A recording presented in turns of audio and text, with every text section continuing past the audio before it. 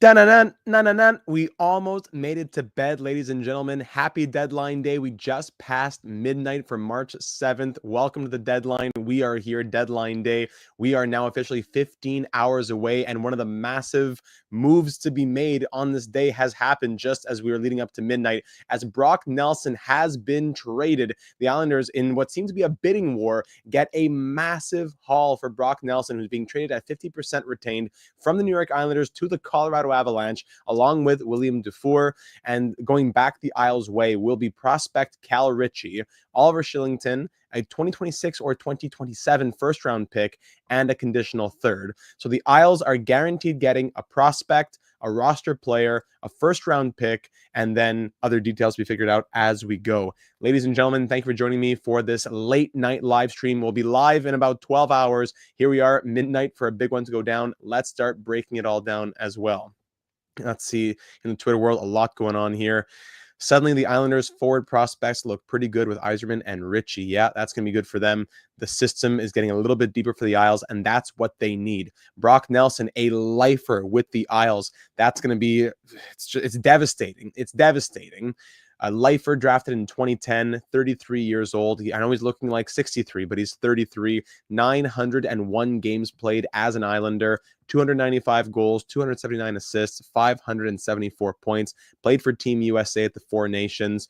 He has been, it cannot be understated how big of a presence Brock Nelson has had on Long Island, along with the other lifers and the guys like, the Pullocks, the Mayfields, the other guys who've been there a long time, like the Cizicases and the Palmieris, whatever else it might be.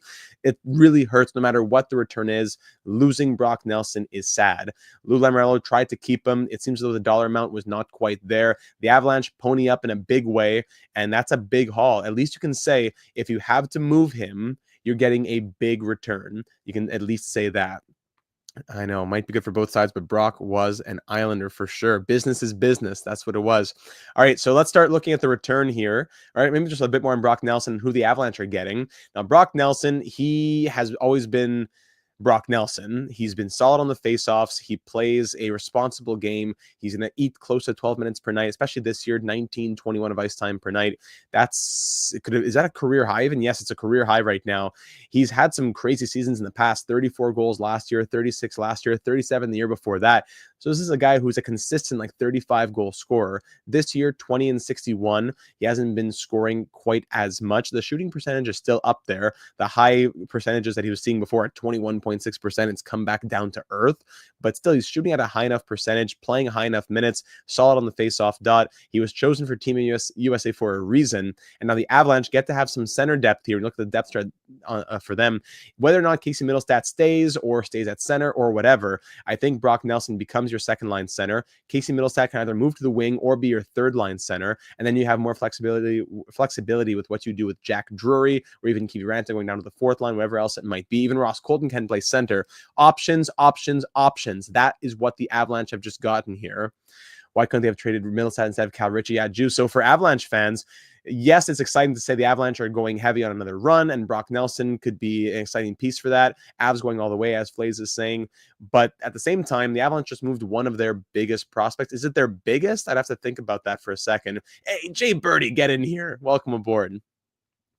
Brazeau, that was a crazy trade earlier on. I think the Wild got fleeced in that one. Begging Trelving to do anything in Toronto, says Ryan. Yeah, we'll see tomorrow. We will see tomorrow. So the Avalanche pick up Brock Nelson in this trade. Now, who are the Avalanche? So who are the Isles getting back here? So first with the roster spot is Oliver Kylington. Not much to say about Kylington. He's 27. I know he was dealing with some struggles in Calgary. He found his way to Colorado, where he only played in 13 games this year. 4 points, a -3 in those 13 games. Not a lot of ice time at all. He's been playing under 13 per night. He had a larger role in Calgary, where he scored 34 points in 73 games in 21-22. Sat out for the entirety of 22-23, and then in 23-24 played 33 games this past year. So in the last 2 seasons, he's only played 46 games. So it's hard to really know much about Oliver Kylington, but he is an expiring UFA, correct? If we go back to the summary here for the Avalanche. So the Isles pick up an expiring UFA defenseman in Oliver Kylington. Yes. Now, Calum Ritchie is an exciting one. The 27th overall pick in the 2023 draft. He's been doing some crazy things down in Oshawa. 67 points in 41 games. Last year, he had 80 points in 50 games. So a great center prospect here for the Islanders to join their system. To think of a future line that has Ritchie at center and Yzerman on the left, that would be fantastic. So, excuse me. He did play 7 games with the Avalanche in a 7-game trial there to begin this season, 24-25. 1 goal, -7. Av said, let's send you back to Oshawa. I think that was the right decision as well. He didn't look great at the World Juniors, 2 points in 5 games, but I don't think you can judge him too much by... I don't think you can judge a player too much by their World Junior Champion performance, whether it be super good or super bad. So he's doing very well in Oshawa. The Avalanche feel confident enough that they can move him. When you think about the other prospects in their system, there's not a lot for the Avs. That was pretty much their biggest piece to use, especially if they don't really have other first-round picks. They have no first in 2025. They're giving a first in 2026 or 2027. Yes, that's what it was, the condition we saw earlier. If we go, can I get a full graphic on this? The Islanders are also getting a conditional 2028 third there. If the Avs win the Stanley Cup in 2025 and Nelson plays in at least 50% of the playoff games. I see. The 2026 first ends up, if it ends up being transferred to Philadelphia, or is not transferred and is in the top 10, then Colorado will send his 2027 first. Conditional 2028. Okay. So it's probably a 2026 first. 2026 or 2027. Going the Islanders' way. So when you think about the Avalanche and their draft history, who really they have in their system aside from that? Mikhail Guliev is there. Yes. Ilya Nabokov as a goalie prospect, one of the better ones in the league. Yes. 2022, they had almost nothing. Oscar Olesen, okay. Barron was traded. Byram traded. Newhook traded. Yeah. Martin Kaut traded. Didn't work out. There's really not a lot in the Avalanche's system. Any news on Wallman? No, still nothing on Wallman. Good thing I'm not still free there. What if Nelson just goes to free agency and goes back to the Islanders? Yeah, that's also a possibility. That's also a possibility. How is Calum Ritchie? We were just talking about that a second ago. So Cal Ritchie, the best prospect, I would say, in the Avalanche's system, aside from Ilya Nabokov, the best skater in their system. He's a first-round pick from 2023, 27th overall, 67 points in Oshawa down in the OHL this year in 41 games, 80 points in 50 games last season in a run where he scored 30 points in 21 playoff games as well. Yeah, there's a third conditional, a conditional third there as well. Any chance the Islanders also trade Anders Lee and go get him back and name him captain? It wouldn't be the first time a GM watched your videos, huh? Maybe. I don't think the Islanders would trade Lee. It would be tough at $7 million, 50%, 4.5, 25% down to 2.25. I don't see the Islanders trading Anders Lee here. But at 50% retained, the Avalanche take on Brock Nelson. If we go in Refresher and Puckpedia, is it here yet? No, not yet. So over on the Islanders, they now get another first-round pick in 2026, let's say, most likely. That's the only first that's not their own. So the Islanders, not that they're a rebuilding team, but getting a first-round pick for an expiring UFA who you seem to not be able to come to terms with is a fine bit of business.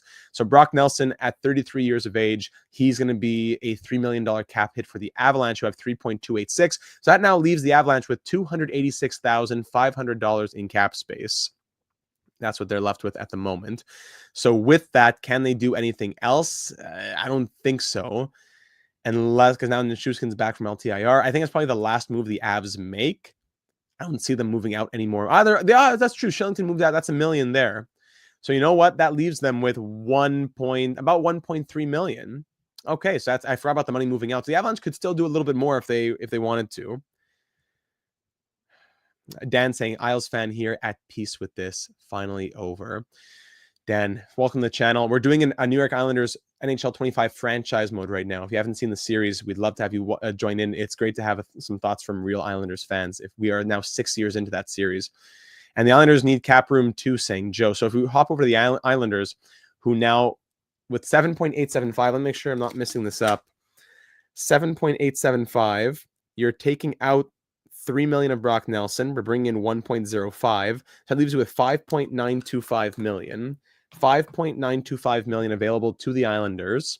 And what do they really have to do? Kyle Palmieri is either going to be extended or traded. I don't think he's going to be, I don't think he's just going to walk. He's going to be extended or traded.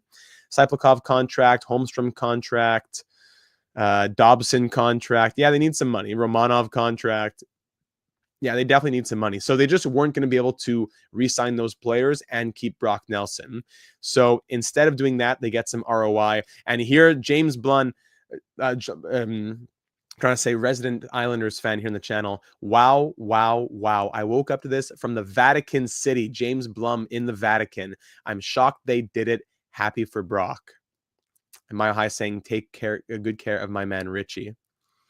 What do you think of the return? I think it's a great, great return for the Colorado Avalanche. Sorry, for the New York Islanders. The Avs give up their top prospect. They give up a first, which they're able to do as well. And the Avalanche are going all in the Western Conference, that's for sure. So here, Brock Nelson at 50% retained. So $3 million cap hit on Nelson, allowing the Avs to still have $1.3 million in cap space. And even now, William Dufour. I forgot to mention about William Dufour. Let's check this out. The Avs also get, he's not just a toss-in. William Dufour has some value here. If we go and look at William Dufour, he's a former fifth round pick of the Isles in 2020. He's not going to be necessarily a guy that you use much, but he's not some random guy in Europe. He's actually playing in the AHL, and he's been there for 3 years now. 18 points in 45 games. I don't know if he ever cracks the NHL lineup for the Avalanche, but at least he's a 23-year-old who's playing consistent minutes in the AHL. So the Avs get a $3 million AAV Brock Nelson and an AHLer who's 23, could maybe crack the fourth line or something like that. Then, is there another trade? Is that it? Kylington being flipped? The Anaheim Ducks then acquire Kylington as the Isles are flipping him. Interesting. So Cal Ritchie, Oliver Kylington, a first and a conditional third.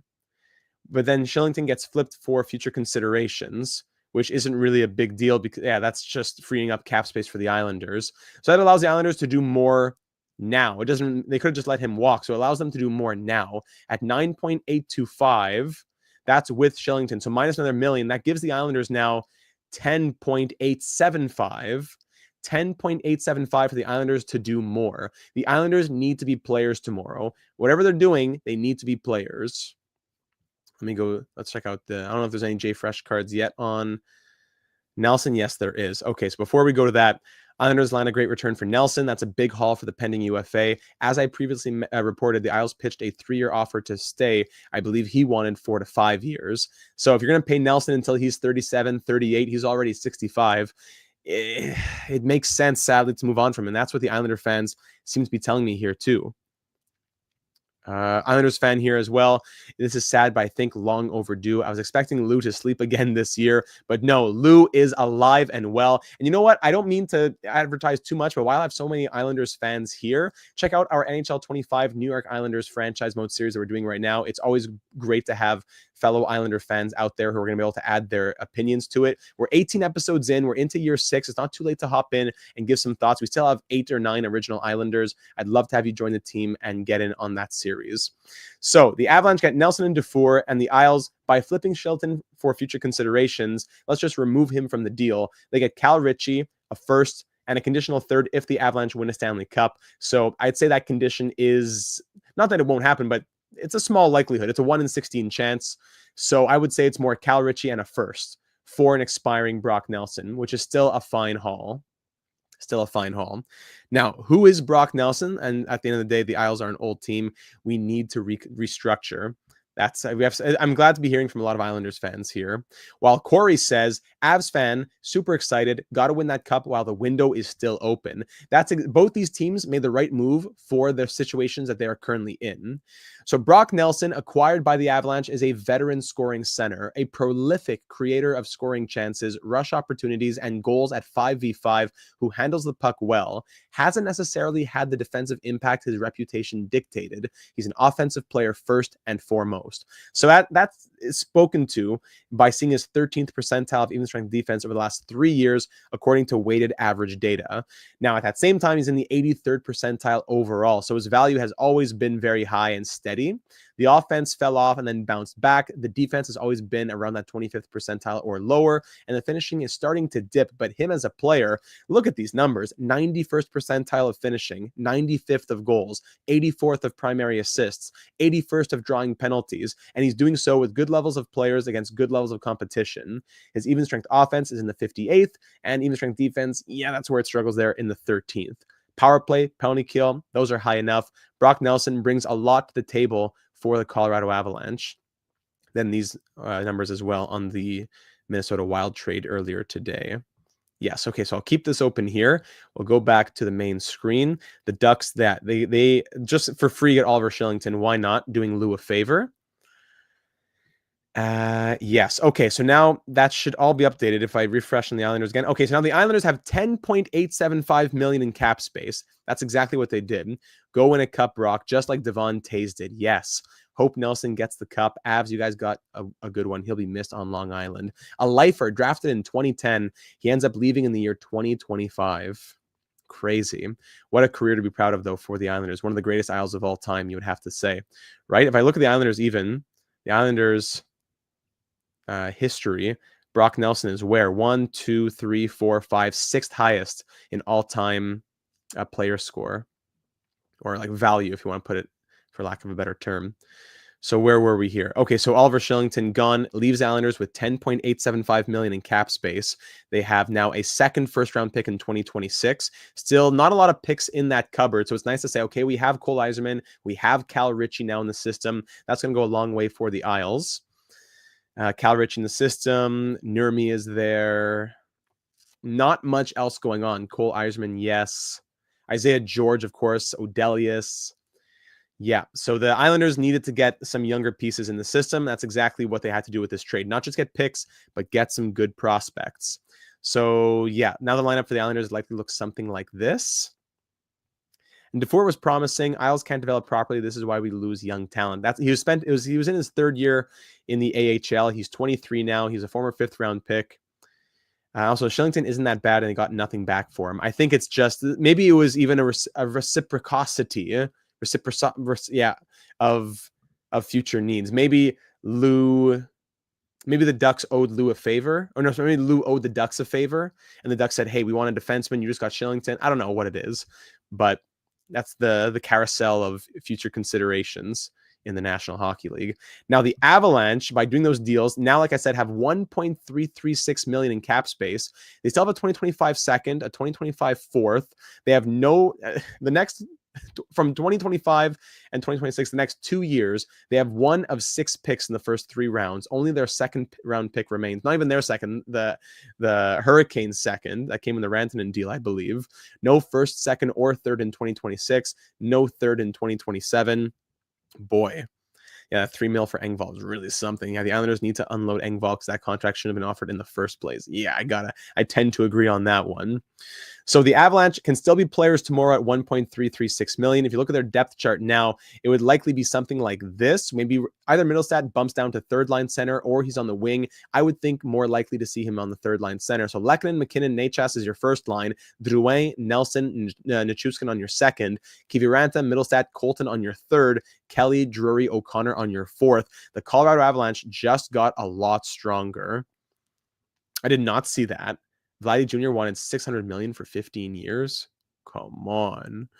Okay, so yeah, that big plus for the Colorado Avalanche. And again, looking back at his numbers, what does Brock Nelson bring to the table? A veteran scoring center who's a prolific creator of scoring chances, rush opportunities, and goals at 5v5, who handles the puck well. He hasn't necessarily had the defensive impact that his reputation has dictated, but he's an offensive player first and foremost, which I think the Avalanche can afford. You have your Ross Coltons and your Kivirantas in your lineup. You have strong defense. You just acquired Ryan Lindgren as well, who's going to block everything with his face. That's going to be fine. With Ryan Lindgren coming in and Brock Nelson coming in, is it just me or is it between the Avalanche and the Panthers right now? It's crazy. The Avalanche have to be the favorites in the Western Conference right now. The Jets need to respond. The Winnipeg Jets would need to respond to a move like that.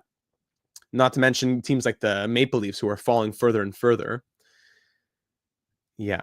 Great work by the Islanders, says Jay Fresh. Tough to see Nelson go. He's been such a good player for them, but sold high and have great assets now that will give them flexibility to either get a rebuild started or retool.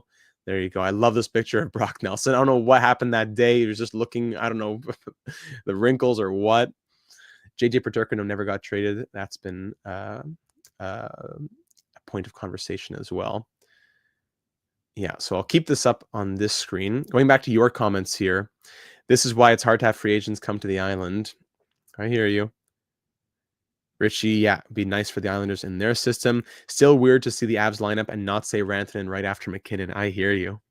Like I said, if you're an Islanders fan or just a hockey fan in general, we're doing an NHL 25 franchise mode series with the Islanders right now. Check that out here in the channel. Subscribe, hit that bell for breaking news trades, and moving into tomorrow, our trade deadline coverage. If you're enjoying this, we'll have more of it for a few hours going for you tomorrow afternoon. So we'd love to have you join the channel, join the team, join the Discord server where news breaks first. That's linked in the description. So one last time for you, Brock Nelson, who is a lifer on Long Island, 901 games played as an Islander, first-round pick back in 2010. He is moving on to the Avalanche. I would think likely a pure rental. I don't think the Avs are going to be re-signing him longer term. I don't think they have the money or the term to do that for Brock Nelson. Especially if they got to think in the couple of years from now, Martin Necas needs his contract and whatnot. So I would think that this is a pure rental for the Avalanche. Brock Nelson can go to free agency. Does he come back to Long Island? I don't think so, because they wouldn't have traded him if they thought there was a chance to keep him. If he wants 4 or 5 years, he's going to find a team to overpay. Maybe not overpay, but overcommit. And that's what he'll do. He's playing big minutes this season. He has scored 35 goal range the last 3 seasons. So the Avalanche will love to pick that up. Meanwhile, the Islanders get the top prospect and top skater prospect in the Avalanche organization. And one of the better prospects already, it seems to be, of the 2023 draft, as Calum Ritchie goes to the Islanders in this trade. He has 67 points in 41 games down in the OHL with Oshawa so far this year, 80 points in 50 games last season. Saw some NHL time. The Avs said, we'll send you back down. And then a first-round pick as well. As Kylington gets flipped, we can just close those tabs. Doesn't matter. Kylington gets flipped, just money being moved around, as that's future considerations going to the Anaheim Ducks. If you're curious about Anaheim's side of this, they still have $72.4 million to play with here at the deadline. So taking on a free $1 million just to have another warm body on the blue line, they don't mind. And there you go. Now the Islanders without Brock Nelson, Pajot slots up, Sazika slots up, Kyle McLean will go there, 4th line center. And William Dufour also goes to the Avalanche in this deal, who is a 5th-round pick back in 2020 and has been in the AHL the last 3 years. He scored 56 goals and 116 points in 21-22 in 66 games with the St. John's Sea Dogs. That's crazy. So William Dufour, could he be something? I'm sure the Avs could find a 4th-line role for him in the future, maybe. But there you go. Back to the comments here. The Jets were reported one of the teams looking at Lawton. The other were the Leafs. I forgot the third team. So I don't know if teams like the Leafs and the Jets can say, like, okay, Scott Lawton's our big move. But wake up and smell the coffee, you guys. Nelson, Lindgren, these are the moves that the Avalanche are making. Seth Jones, Nico Sturm, these are the moves that the Panthers are making. What do we get for Brock Nelson in franchise mode again? What was the Brock Nelson? I forget what the Brock Nelson trade. We kept him for a few years, though, and we might be trying to get him back in year 6. Are Dobson and Palmieri next? Great question. Great question. I think it really could go either way. It depends on the direction that Lou wants to take it, because Lou is ready to re-sign Brock Nelson on a 3-year contract. He's only being moved not because they're saying, okay, rebuild time. He's being moved because they were about to have to let him walk in free agency. So are they necessarily moving Palmieri and or Dobson next? No. We'll see. Maybe some of the other Islander fans could speak to that. Brandon saying, as a Hawks fan, I'm interested to see what Donato can return with how this market is. And that's a great point. So few of these players left on the market are expiring UFAs. A guy like Ryan Donato is getting more value now, not only because of teams are buying and they can't let it pass them by, the opportunity, FOMO, blah, blah, blah, but because not everyone wants to commit, let's say, or has the ability to commit to a player who has 1, 2, 3+ years left on their contract. A Dylan Cousins or whatever would be great, but that costs a lot for a guy who signed on for like 7 more years. To get a pure rental in a Ryan Donato, let's say, provides a lot of value in and of itself. Yeah, Hobbsy's saying there, Donato is going to get a haul. Could he get a late first from a team? I wonder. Dan says, time to retool. I would trade 2 of Palmieri, Pajot, and Dobson. I wonder what Mr. Vatican City has to say as well, James Blum. And I think that about does it. I don't want to beat it forever. I would love to talk all night, but I think that about does it on what I have to say about the trade. Maybe we can look up, for you Islanders fans, let's look up some information on Calum Ritchie. Some information. Let me just pull up his prospect profile. Let me get that for you so we can talk a bit more about Cal Ritchie before we call it a night. Calum Ritchie, a report from Dover Prospects was as of January 31st. So there we go. Yeah. A first wouldn't shock me, no, for Donato. So Cal Ritchie, a highly skilled and intelligent playmaking pivot who can play a physical game, potential top 6 NHL center who drives offense. Observations as of January 2025, the World Junior Championship is a huge opportunity for a prospect stock to rise or fall, and Ritchie and Team Canada were eliminated in the quarterfinal. And while it was encouraging to see Ritchie trusted with some big minutes throughout the tournament on a scoring line right down to the finish, he couldn't capitalize on his opportunities and finished the tournament with just 2 points in 5 games. He does remain a top prospect in Colorado's cupboard, but the clutch factor just wasn't there during this best on best display. So if we go back to like October when it was development camp and all that, Ritchie stood out far above his prospect peers. In the preseason, he played in 4 matchups and managed for 3 points in that time, despite rotating lineups at the top and bottom of the lineup. And even saw time alongside Nathan MacKinnon, which had fantasy owners drooling. Ritchie has earned himself a 9-game regular season tryout, which ended up being 1 goal, -7. He got sent down with mixed signals about whether he will stick around longer. He did not. Through 2 games, his shots, hits, and blocks numbers are all decent, but he isn't seeing any power play time, despite spots being available. And he's being used more like a winger than a centerman, and he has been on for a lot of goals against. The upside is evident, and if he sticks, fantasy owners will likely see his multi-cat value grow as the season progresses. But if the team doesn't plan on using him fully, he may be in line for 1 more year of junior. And that's what's happened. 1 more year of junior, and now here he is moving in the Islanders system. I wouldn't be surprised if he is a full-time NHLer in their middle 6 as of next year. Yeah, I'm surprised. I wouldn't be too shocked if Middlestad is moved in some other package, but I think the Avalanche will probably keep him. What time are we starting the stream tomorrow? If this Nelson trade happened, if I went to bed before this Nelson trade happened, I would have started at noon.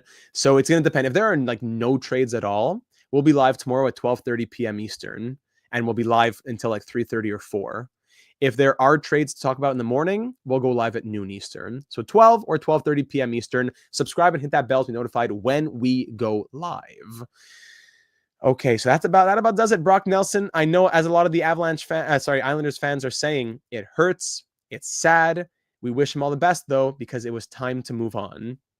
It was time to move on, sadly. Thank you for everything he did here on Long Island. He goes out with 78 career games played as an Islander in the postseason as well, scoring 50 points. He had that big run in 2020 where the Isles went back-to-back Eastern Conference Finals, 18 points, 12 points. Am I remembering that correctly? Back-to-back Eastern Conference Finals? No, second round. Yeah, no. It was okay because the COVID semifinal. Yeah, so yeah, conference final, then NHL semifinal. That's what it was. We love him. We love him. We love him. Real McLovin says Dobson is not getting traded. Palmieri maybe, Peugeot maybe, but Dobson is the number 1 D-man. I wouldn't say they're necessarily shopping him. I don't know. I think Lou's listening to offers. That's what I would say. But I wouldn't think that the Islanders are feeling any pressure to make that happen. All right, so that about does it, ladies and gentlemen. There you go. Brock Nelson is a Colorado Avalanche. We're talking about it a lot from the Islanders' perspective here, but from the Avalanche perspective, this is a huge, huge pickup for them. This takes a lot of the pressure off of Casey Middlestad as that second-line center. It gives them more of that scoring, which you definitely need. I love this for the Avalanche. They're just getting stronger. Now, teams need to respond tomorrow. Which pieces are still available? Is it going to be the Brad Marchands? Is it going to be the Ryan Donato's expiring contracts? Or the players with more term? Or even there's Brock Besser on expiring contract, but it will be the players with term, the Ristolainens, the Lautens, the Cousins. I don't know who else. Even Rantanen, of course, the expiring UFA. Who will be the big players tomorrow? Teams, the big teams in the East and the West have both been put on notice. The Jets, the Maple Leafs, they need to respond now. Elias Pettersson, even a question of whether or not he'll move. So a lot to keep saying, but I'm going to end it off there. Leave a like if you enjoyed and leave a comment down here, especially Islanders fans, Avalanche fans. Leave a comment here on YouTube or over in the Discord server. What do you think about this deal? Do I think Nelson signs with the Avs or just a rental? I lean just a rental because Nelson wants 4 or 5 years, and the Avalanche, within the next 2 or 3 years, are going to need to be spending some more money. They need to get an extension for Martin Necas. They're going to have, Martin Necas needs an extension. Drouin's going to be due for a payday upgrade. Ryan Lindgren, if it's not Ryan Lindgren or whoever else, they just need to be spending money on defense because it's going to be just Makar, Taze, and Girard in a couple of years. So I don't think the Avalanche do it. I wouldn't be crazy. I don't think it would be crazy if they did. but I'm not sure the Avalanche commit that much money right now when they know that moves are coming in a couple of years that they need to do. So that'll be it. Subscribe if you haven't already. Check out the Islanders franchise mode. I'll put that as an end card at the end of this video. We'd love to have more Islanders fans in on that. Take a second to check out the channel. If you enjoyed this stream and this breakdown, then you'll love the rest of what we do here in the channel. And the news breaks first in the Discord server. Join link in the description to hear it first before we go live a few minutes later. Are the Avs done trading? I don't think so. They still have $1.3 million in cap space. Could it be a minor move? Probably most likely. But I think their big moves are done with Lindgren and Nelson both coming in now. Thanks, everybody. Much love to everyone, especially the Islanders fans out there who definitely are feeling it in their hearts a little bit, but you can at least be comforted by a very solid return. Lou did not sleep through the deadline. You got a solid return, and now it just comes down to making peace with it in your soul. That's it. All right. Looking forward to Calum Ritchie in the system. Thank you very much, my friend. All right, everybody, have yourselves a great evening. It's 12:30 a.m. Eastern now. We'll be live in between 11 and a half and 12 hours from now with deadline coverage. And I look forward to seeing you there. Thanks, everybody, for tuning in. Get some rest, and we're looking forward to an exciting day tomorrow.